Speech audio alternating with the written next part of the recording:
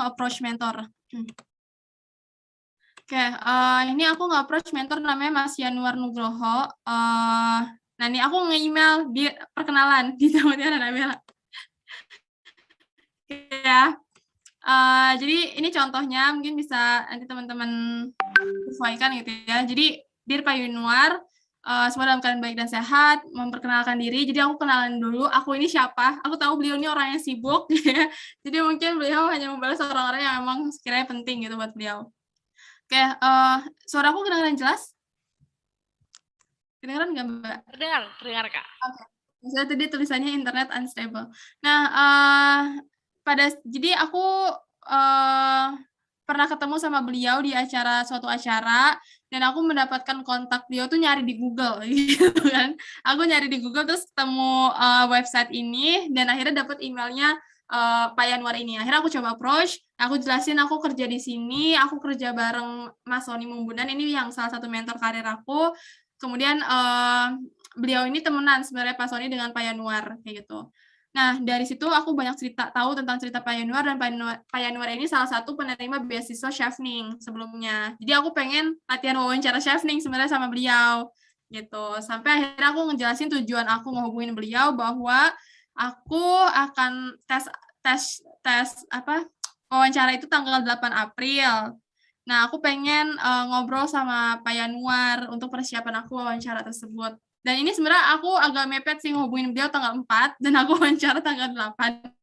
Jadi ini mepet banget. Nanti teman-teman kalau misalnya ngehubungin orang yang emang belum dikenal sebelumnya gitu ya, tapi pengen jadiin mentor atau pengen ngobrol, setidaknya itu bisa dari jauh-jauh hari, at least seminggu sebelumnya atau 2 minggu sebelumnya. Nah, ini aku lampirin CV juga sama application Chevening. Jadi dia bisa baca CV aku, waktu itu aku siapa, kemudian background-nya aku apa, juga sama application Chevening akunya gitu. Nah, jadi beliau udah dapat kan gambaran umumnya aku seperti apa, dan alhamdulillah beliau responnya tuh cepat gitu ya, kayak mana ya responnya? Ini dia coba balas gini. Tentu dengan senang hati ngobrol, segala macam. Dia bilang jadwal dia agak padat, sampai akhirnya dia ngasih ininya ya, kontaknya gitu. Terus akhirnya ya udah kita teleponan via Zoom kayak gitu. Terus dari situ ya udah aku tinggal ngabarin sama beliau update-nya gimana. Aku ngabarin waktu itu Chevening aku nggak lolos kan. Aku ngabarin lagi ke beliau kayak aku nggak lolos Chevening, tapi aku lagi nyoba LPDP. Terus, nah dari Pak Yanuar tersebut, aku kan nelpon Pak Yanuar, Zoom, sampai akhirnya Pak Yanuar ngenalin aku sama 2 orang alumni Chevening lainnya.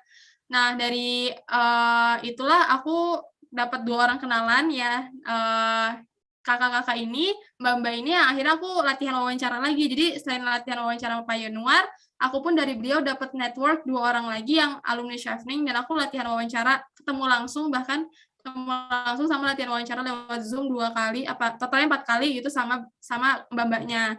Nah, sekarang mbak-mbaknya itu salah satunya itu adalah lagi sekarang juga sama aku di Inggris kayak gitu, barengan kita akhirnya berangkat. Gitu. Jadi poinnya kalau untuk mentor emang harus kita yang inisiatif untuk mendekatkan ya. Jadi harus inisiatif untuk nge-approach siapa nih prospektif mentor yang sekiranya bisa ngebantu kita. Karena dan harus jelas juga ya, maksudnya gini, aku sering banget dapet chat orang ngehubungin aku kayak cuma ngomong Assalamualaikum Kak Dita, atau selamat siang Kak Dita, udah kayak gitu doang, terus nggak jelas apa tujuannya apa, atau tiba-tiba dia nggak memperkenalkan diri, cuma bilang Kak Dita bisa bantu aku ini nggak, dan lain-lain gitu. Jadi atau nanya-nanya yang sebenarnya pertanyaannya tersebut udah ada di website, misal kayak gitu ya. Jadi menurut aku pertanyaan pertama teman-teman tuh harus sudah tahu dulu ketentuan-ketentuan di website itu seperti apa. Jadi jangan sampai nanya ke orang tapi sebenarnya itu udah ada di website. Itu biasanya nggak aku bales gitu ya. Jadi kalau misalnya ada ngechat di DM atau di email dan itu pertanyaannya ada di website, aku nggak bales. Kecuali kalau misalnya mereka udah tahu mereka mau ambil jurusan apa, kemudian mereka udah nulis esai dan minta aku nge-review esainya, baru aku balas. Karena oke, mereka udah tahu, aku udah kenal, mereka udah memperkenalkan diri dengan jelas, dan mereka minta bantuan aku untuk latihan wawancara atau mungkin nge-review esai, aku bisa gitu. Tapi kalau misalnya pertanyaannya yang udah ada di website, menurut aku nggak perlu jawab kayak gitu. Terus tadi follow up terus aja, maksudnya keep in contact sama mentornya, gimana update beasiswanya, kemudian lolos atau enggak, baik lolos maupun enggak, menurut aku itu perlu dikabarin kayak gitu. Sampai akhirnya aku dapat LPDP, ya aku kabarin lagi ke beliau kayak gitu.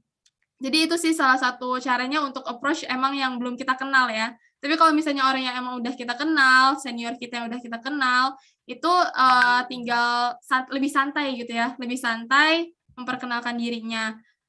Karena apa ya, aku nggak pernah bilang mereka itu mau nggak jadi mentor aku nggak kayak gitu sih. Aku lebih ke arah ya udah kalau misalnya emang aku butuh bantuan nanya, aku udah tahu nanya ini ke siapa.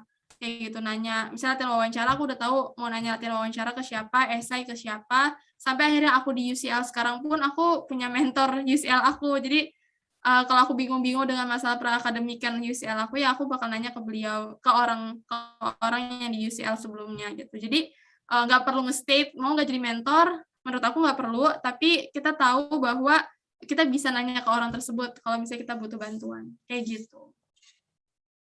Semoga membantu. Oke, baik. Siap, Kak Dita. Berarti memang akhirnya dikembalikan lagi ya kepada diri masing-masing ya. Apakah memang dari kita sudah ready untuk mau mendekatkan diri kepada mentornya gitu ya, Kak, ya, berarti ya? Betul. Oke, baik. Nah, wah sayang sekali nih, Kak, dari teman-teman tuh ada masuk sekitar 20 pertanyaan untuk Kak Dita ya.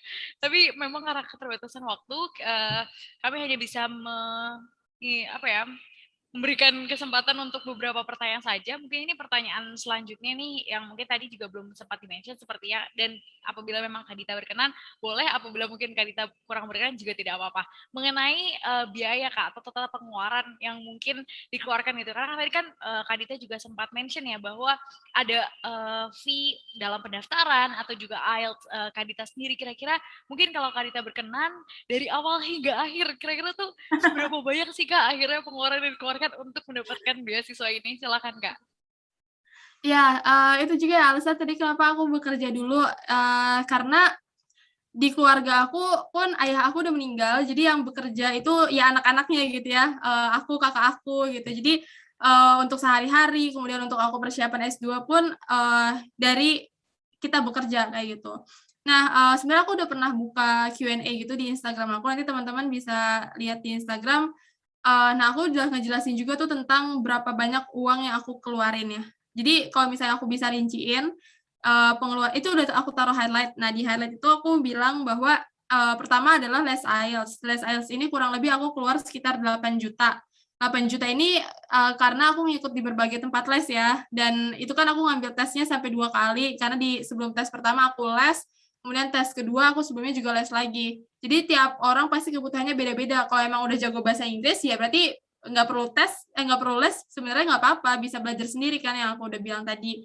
Tapi kalau misalnya emang butuh bantuan, butuh ekstra gitu, pasti pengeluarannya bisa jadi bahkan lebih dari 8 juta. Nah itu aku les saya sekitar 8 juta. Kemudian tes IELTS aku 2 kali, kurang lebih 3 juta, berarti 6 juta. Itu belum termasuk transport aku ke tempat lesnya gitu ya, ke tempat tes IELTS-nya, dan seterusnya. Kemudian daftar kampus itu aku daftar beberapa kampus yang tadi udah aku jelasin, itu sekitar 8 juta totalnya. Kemudian biaya translate, tadi aku bilang bahwa ada beberapa dokumen yang perlu di-translate, tapi ini nggak mahal sih, mungkin sekitar 500.000 atau 400.000 total keseluruhannya.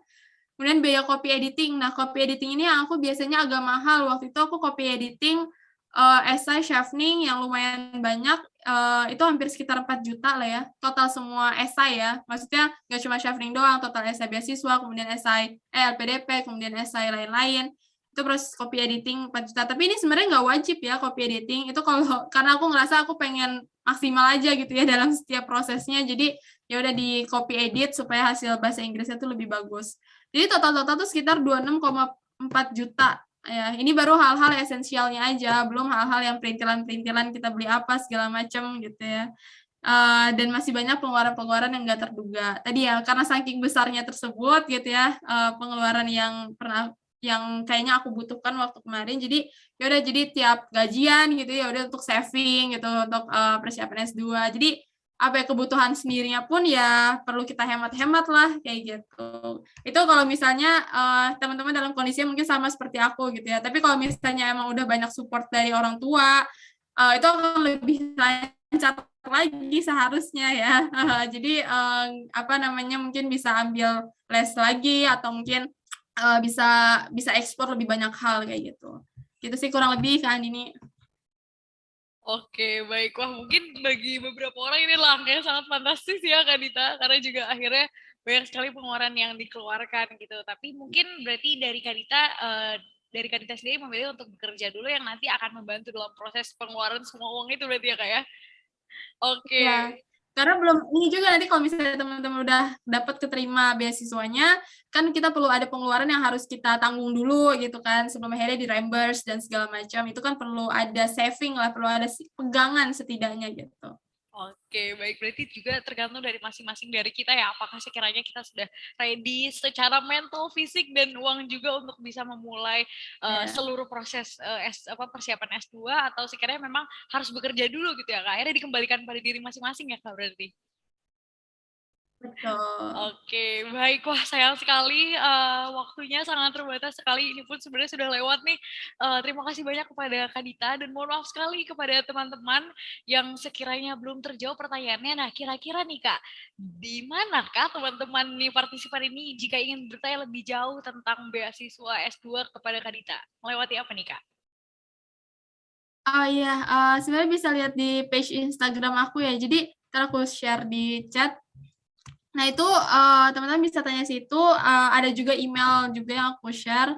Bisa email kalau misalnya teman-teman ada esai yang mau di-review atau mau latihan wawancara atau misal nanya siapa nih alumni Shafning atau alumni beasiswa Stunet atau beasiswa apa yang bisa diajak buat wawancara gitu ya. Nanti bisa aku kenalin, bisa aku konekin gitulah ke teman-teman. Oke, baik. Wah, terima kasih banyak Kak Dita sudah mengirimkan linknya juga. Jadi silahkan kepada seluruh partisipan untuk boleh follow Instagram Kak Dita. Dan mungkin ini ya Kak, mampir-mampir di highlight-nya Kak Dita ya. Dan juga TikTok ya mungkin ya Kak ya, sekalian ya Kak. Oke. Ya, Oke, boleh. baik. Itu apa Kak? Itu email. Email untuk Ya, itu mau. email. Oke. Esai, mau ngirim esai itu langsung aja ke email. Oke, baik. Oke, wah dari Kak Dita juga sudah memberikan banyak sekali ya informasi secara langsung dan bahkan diberikan kesempatan untuk bisa menghubungi setelah ini gitu, walaupun sudah selesai sesi webinar pada hari ini. Oke, baik. Sekali lagi terima kasih banyak Kak Dita untuk seluruh peserta. Jangan lupa untuk mengisi link evaluasi webinar di link yang sudah di-share di kolom chat untuk mendapatkan e-certificate dan undian giveaway dari sponsor kita yaitu Paragon Group. Baik, kita sudah ada di penghujung sesi webinar. Terakhir bersama dengan Kak Dita mengenai beasiswa LPDP-nya dan juga pengalaman-pengalaman yang sudah Kak Dita sharing kepada kita semua. Sekali lagi terima kasih banyak Kak Dita. Mungkin dari Kak Dita ada kata-kata atau informasi yang ingin disampaikan sebelum kita menutup webinar ini? Oke, ya terima kasih Kak Andini, terima kasih buat teman-teman penyelenggara dan juga teman-teman yang udah berpartisipasi mendengarkan dan juga bertanya. Jadi mohon maaf belum bisa dijawab semua ya, nanti kita bisa diskusi lebih lanjut ya di secara personal. Kalau misalnya ada yang bisa aku bantu, pasti akan aku bantu. Kalau misalnya teman-teman tertarik untuk di London, nanti bisa menghubungi ke PPI London juga untuk info lebih lanjut kayak gitu. Terima kasih.